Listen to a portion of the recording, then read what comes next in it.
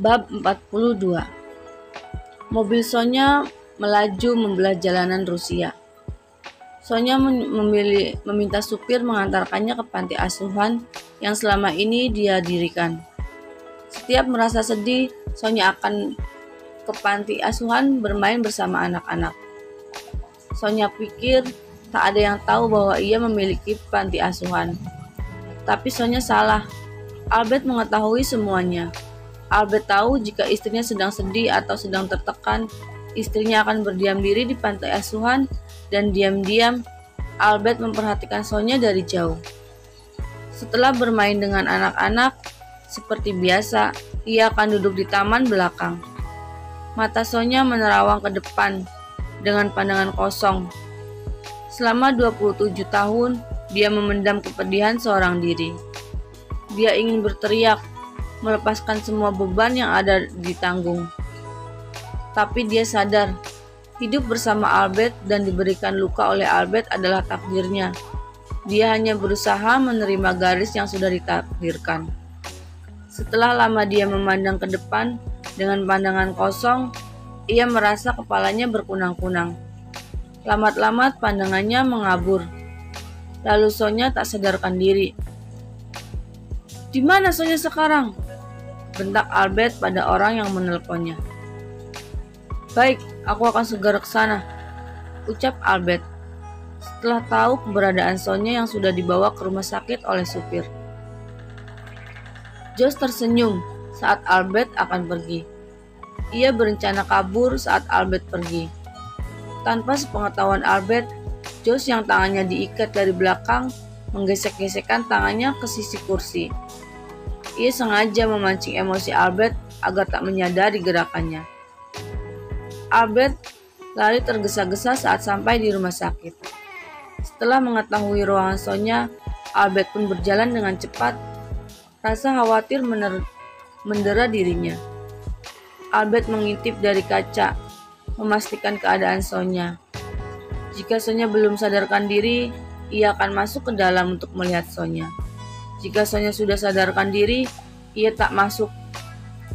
Akan aneh rasanya jika tiba-tiba dia mengkhawatirkan istrinya. Albert menghela nafasnya lega saat melihat Sonya sudah sadarkan diri. Ia melihat Sonya sedang berbincang dengan dokter yang memeriksanya. Ia pun berbalik dan memutuskan pergi dari rumah sakit. Melihat Sonya sudah sadar, sudah cukup bagi Albert. 1 minggu kemudian, hari ini sudah 1 minggu dia berada di rumah sakit, dan hari ini diizinkan untuk pulang. Selama 1 minggu ini pula, Marklah yang menjaga Gia. Dia menjaga Gia layaknya menjaga adiknya sendiri. "Gia, apa kau ingin berlibur lebih lama di sini?" tanya Mark saat mereka menunggu dokter datang untuk pemeriksaan terakhir. "Tidak, Tuan Mark. Aku ingin kembali ke Rusia secepatnya," jawab Gia sambil memaksakan senyumannya. "Gia, jika mau kau bisa tinggal di apartemenku. Aku tinggal berdua bersama Maid. Jika kau kesepian, kau bisa tinggal bersamaku." Mark memberanikan diri menawarkan pada Gia. Mark ingin memaksa Gia untuk tinggal bersamanya. Namun, dia juga sadar dia bukan siapa-siapa Gia. Ia tak bisa memaksakan kehendaknya. Mark takut Gia akan melakukan hal nekat lagi. Gia menggeleng lemah. "Tidak, Tuan Mark. Terima kasih atas tawaran Anda. Saya lebih nyaman tinggal di apartemen saya," tolak Gia dengan halus. Mark menghela nafasnya gusar. Jika Gia sudah menolak, tak akan bisa berbuat apa-apa. Setelah menempuh perjalanan yang cukup panjang, akhirnya mereka pun tiba di Rusia. Dan sekarang Gia baru saja sampai di lobi apartemennya. Sebenarnya Mark memaksa untuk mengantarkannya, tapi Gia menolak. Gia meraup oksigen sebanyak-banyaknya saat kembali menginjakkan kakinya di apartemennya. Langkahnya begitu berat. Sesak di dadanya kian terasa. Setiap ia melangkah, ia selalu teringat pada kejadian yang menimpanya. Setelah masuk ke dalam apartemennya, dia langsung menaruh kopernya tanpa membereskannya terlebih dahulu. Ia langsung berbaring, meringkuk seperti anak kecil. Ia memandang di depannya dengan tatapan kosong. "Ibu, aku harus bagaimana, Bu?" lirih dia. Air mata keluar dari pelupuk matanya tanpa permisi. Dia tak yakin dia bisa menjalani hari-harinya yang senormal setelah ini. Tak lama terdengar suara bel berbunyi. Dia yang merasa tubuhnya sangat lemas, berusaha mengabaikan suara bel tersebut. Namun setelah sekian lama mengabaikannya, suara bel tetap berbunyi. Karena tak ingin orang lain terganggu, akhirnya dia pun turun dari ranjang dan membukanya. Zidane, matanya membulat sempurna saat melihat Zidane yang setelah 2 hari di Bali dan tak melakukan apapun. Zidane pun memilih pulang ke Rusia. Dia pulang dengan membawa luka, amarah, tapi apapun yang dirasakannya, dia berusaha tegar.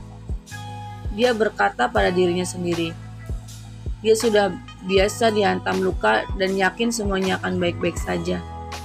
Sampai di Rusia, ia tak pulang ke mansion. Ia lebih memilih tinggal di hotel. Rasanya dia enggan kembali ke mansion karena terlalu pedih jika teringat semua perlakuan Zayn dan Albert. Setelah pulang ke Rusia, dia tak pergi ke kantor. Dia mengabaikan panggilan Sonya dan panggilan staf kantor yang menghubunginya karena butuh tanda tangannya.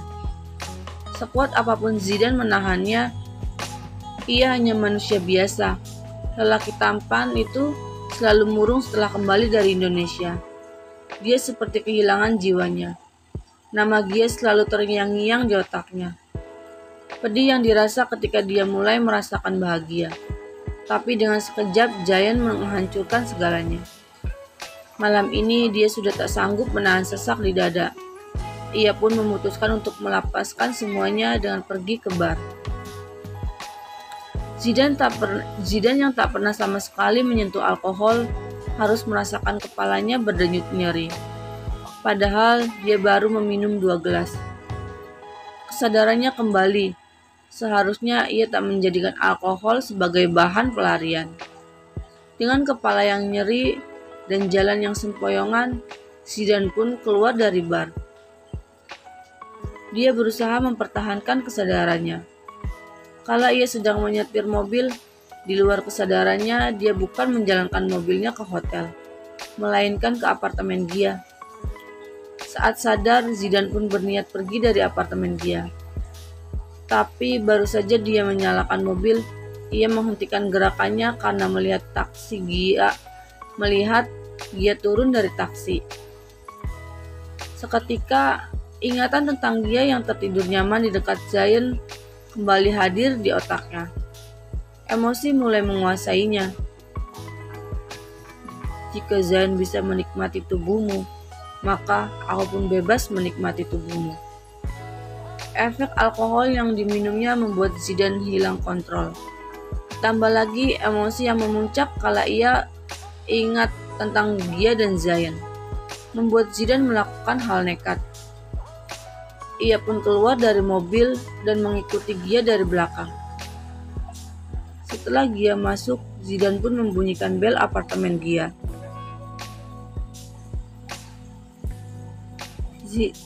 Zidane, lirih Gia dengan terbata-bata. Zidane tersenyum. Tanpa membalas panggilan Gia, Zidane pun masuk ke dalam. Zidane, kau mau apa? Teriak Gia.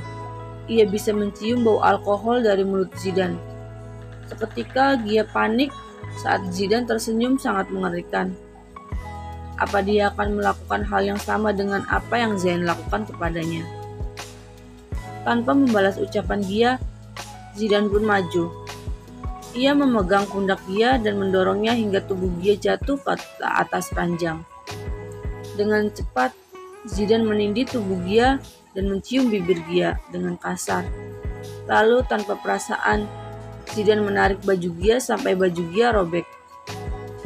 Dia tak memperdulikan Gia yang sedang meronta-ronta untuk memintanya dilepaskan. Gia yang dari tadi meronta-ronta langsung berhenti ketika Zidane menciumnya dengan kasar. Hidupnya sudah hancur karena Zayn. Sekarang dia harus menerima perlakuan yang sama dari Zidane. Ketika Zidane menciumnya dengan kasar, dia menatap ke atas dengan pandangan kosong, serta air mata yang terus keluar dari matanya. Tubuhnya terkulai lemas, hatinya kembali merasakan pedih. Zidane yang merasakan Gia tak lagi meronta, serta merasakan ada air mata yang mengenai pipinya, langsung menghentikan aktivitasnya. Ia menatap Gia yang sedang menatap kosong ke atas. Seketika akal sehat Zidane muncul. Ia melihat ke arah bawah, di mana pakaian Gia sudah robek karena ulahnya. Ia mengutuk dirinya sendiri karena telah melakukan hal yang hina. Zidane pun kembali bangkit dari tubuh Gia. Ia melihat Gia dengan tatapan sendu, melihat tampilan Gia yang acak-acakan karena ulahnya. Zidane mengambil selimut dan menutupi tubuh Gia. Setelah itu, ia keluar dari apartemen Gia dengan membanting pintu. Setelah Zidane keluar dari apartemennya, Gia mengubah posisi tidurnya menjadi menyamping. Gadis rapuh itu meringkuk, kemudian menangis. Tak ada yang bisa dia lakukan selain menangis.